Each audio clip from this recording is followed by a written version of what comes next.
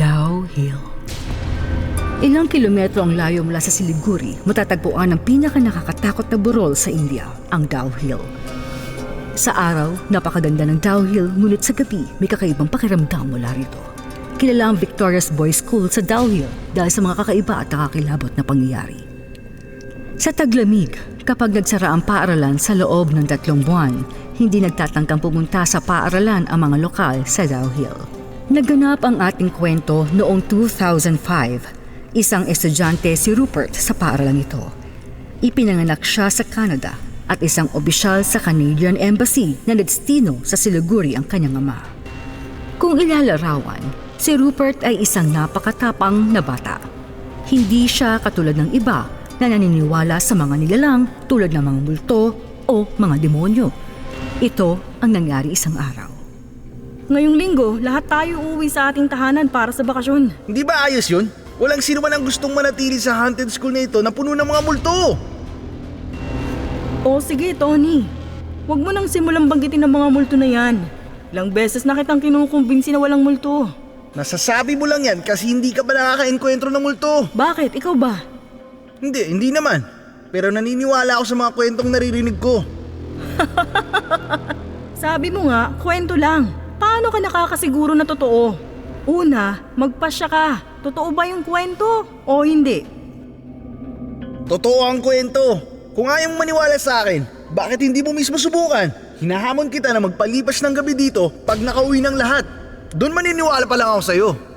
Sige, tinatanggap ko yung hamon. Tinanggap ni Rupert ang hamon ni Tony. Noong Sabado, umuwi ang mga bata sa kanilang mga tahanan para magpahinga. Mag-isa lang si Rupert sa hotel.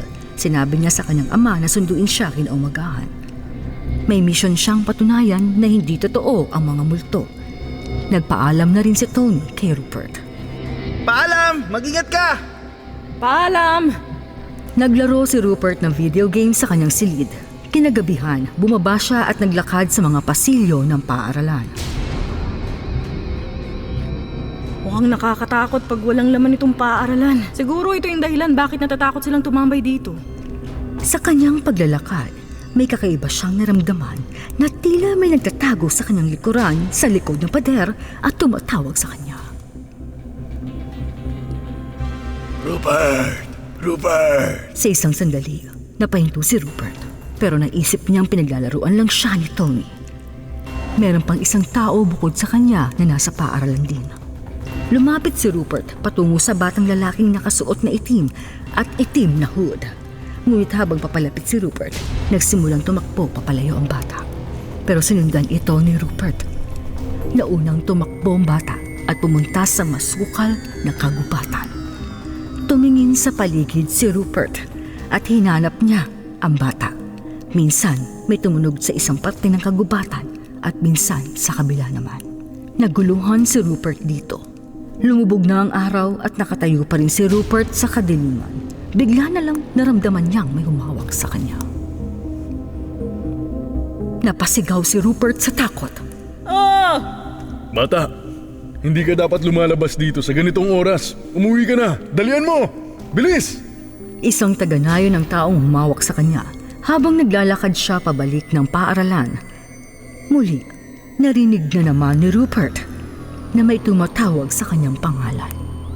Rupert! Rupert! Ngayon nakapagdesisyon na si Rupert at buo na ang loob niyang alamin kung sino ito. Pumulot siya ng bato at ibinato ito sa bata. Sobrang natakot si Rupert sa sumunod na nangyari. Tumagos ang bato sa bata. Naisip niya na hindi ordinaryong bata ito.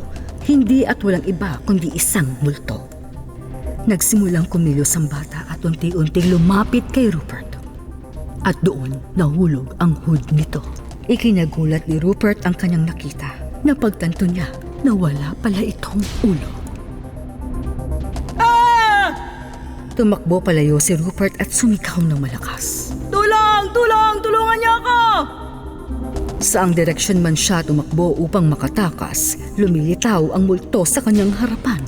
Sa puntong ito ay natroma na si Rupert. Pero sa kabila nito patuloy pa rin ang pagtakbo niya hanggang makita niya ang gate ng paaralan. Iligtas niyo ako! Parang awa niyo na! Iligtas niyo ako! Papalapit na sa kanya ang multong pugot. Nagawa ni Rupert na makarating sa gate ng paaralan bago siya mawalan ng malay. Nakita siya ng gwardya at dinala siya sa paaralan. Ikinuwento niya sa gwardya kung ano ang kanyang nakita nang nagkamalay siya noong gabi. May pugot ng ulong batang lalaki. Alam ko na rin yan. Naniniwala ako na nakikita mo rin ang pugot na ulong batang lalaki. Oo, at gusto niya akong patayin. Hindi bata. Huwag kang matakot. Hindi siya pumapatay ng sino man. Ang gusto niya lang, maging kaibigan ka. Anong ibig niyong sabihin? Narinig ko lang ang kwentong ito sa mga taga-nayon. Maraming taon na nakalipas. Isang napakatalino na batang lalaki ang nag-aaral sa paaralang ito. Palagi siyang mag-isa at walang kaibigan. Palabas siya ng libro kung kaya ay tinutokso siya at binubuli siya noon ng ibang mga bata. Nang dumating ang winter break, nagpasya rin siyang manatili sa paaralan tulad mo. Ilang araw na lang ay pupunta na ang kanyang mga magulang para sunduin siya. Madalas niyang ginugugol ang halos lahat ng oras niya sa library.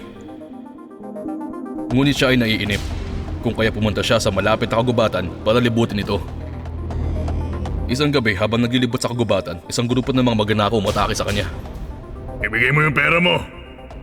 Wala po akong pera. Huwag mo kaming niloloko! Wala po talaga akong pera. Sinungaling. Inilagay ng magnanakaw ang kanyang kamay sa bulsa ng bata at nakitang may pera doon. Sa sobrang galit ng magnanakaw ay pinutol nito ang ulo ng bata. Mula ng araw na yon, gumagalan sa paligid ng paaralan ang multo ng bata. Bakit yung batang pugot ng ulo ay pag-alagala at tinatakot ang lahat? Hindi ko rin alam. Basta sa pagkakaalam ko, hindi niya intensyon na manakot ng kahit sino. Sadyang mag-isa lang siya at gusto makipagkilala sa'yo. Pero tayo bilang tao, kakaiba. Madali tayong matakot sa mga bagay na hindi natin naiintindihan. Huwag kang mabahala, nandito lang ako. Malapit na rin ang madaling araw. Darating na mga magulang mo para sunduin ka. Hindi umalis ang gwardya sa tabi ni Rupert buong gabi. Kinaumagahan, nakarating sa paaralan ang mga magulang ni Rupert. Sinabi ng gwardya ang nangyaring insidente at inuwi na nila ang anak sa bahay. Naniniwala na ngayon si Rupert sa mga multo at hindi na ito pagdududahan kahit kailan.